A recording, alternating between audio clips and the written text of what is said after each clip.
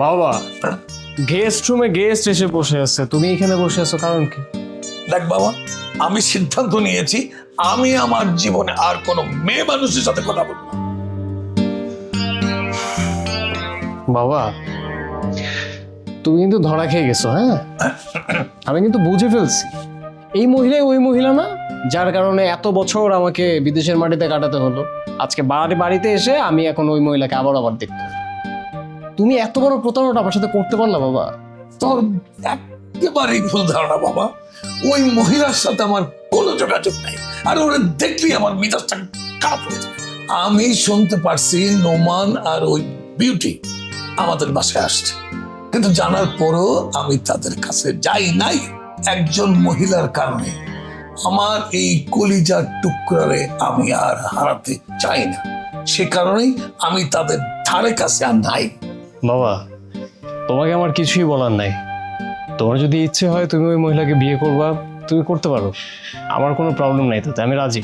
তোমার ভালোর জন্য, তোমার মন ভালো রাখার জন্য যা যা করার প্রয়োজন আমি সবকিছু করতে রাজি। বাবা, তুই যদি আমার সাথে থাকোস তাহলে আমার কোনো কিছুর প্রয়োজন নাই, কাউকে প্রয়োজন নাই। এই বুড়ো বাপটাকে তুই কখনো ভুল বুঝিস না। প্রশ্নই আসে না বাবা, আমি তোমাকে কেন ভুল বুঝবো? আমি যদি তোমাকে ভুলই বুঝতাম তাহলে তো আমি ওই মহিলার সাথে মিসবিহেভ করতে পারতাম। আমি তো তা করি নাই। আমি তাকে দেখেছি, আমি তাকে চিনি, কিন্তু আমি কিন্তু তাকে বুঝতে দিইনি যে আমি তাকে চিনি। বাহ, চমৎকার। আমার লক্ষ্মী সোনা বাবাটা বিদেশ থেকে এসে অনেক পরিবর্তন হয়ে গেছে। আমি মহান আল্লাহ রাব্বুল আলামিনের কাছে দোয়া করি তুই আরো অনেক বড় হও। দোয়া করো বাবা, তোমার দোয়া থাকলে আমি ইনশাল্লাহ একদিন অনেক বড় হব। আমি আমার সন্তানের জন্য মহান আল্লাহ রাব্বুল আলামিনের দরবারে সারাক্ষণ দোয়া করি।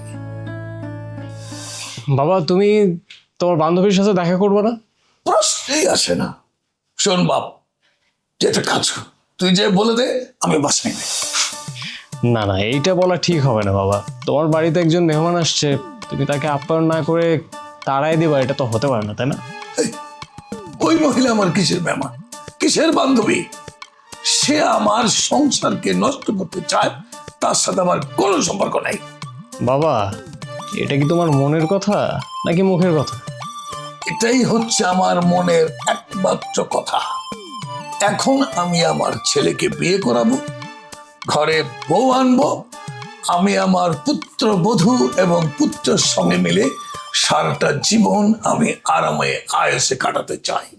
আমি তোমাকে ভুল বুঝছিলাম বাবা, তুমি আসলে আমাকে অনেক ভালোবাসো।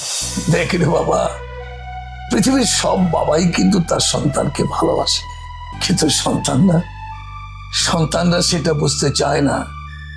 সন্তানরা সেদিন বোঝে যেদিন তারা বাবা হয়, তারপর আর তাদের কিছুই করার থাকে না।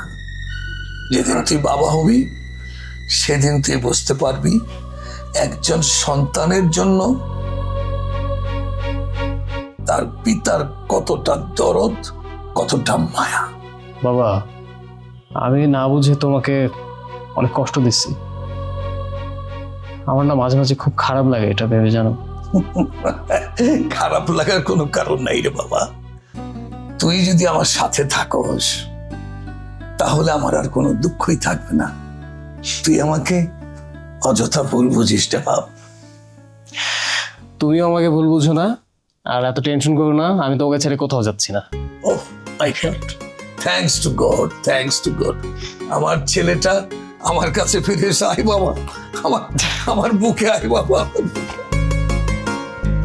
বাবা, তুমি ঘেমে গেছো, তুমি রেস্ট করো। আমিও টায়ার্ড, যাই একটু শাওয়ার করে।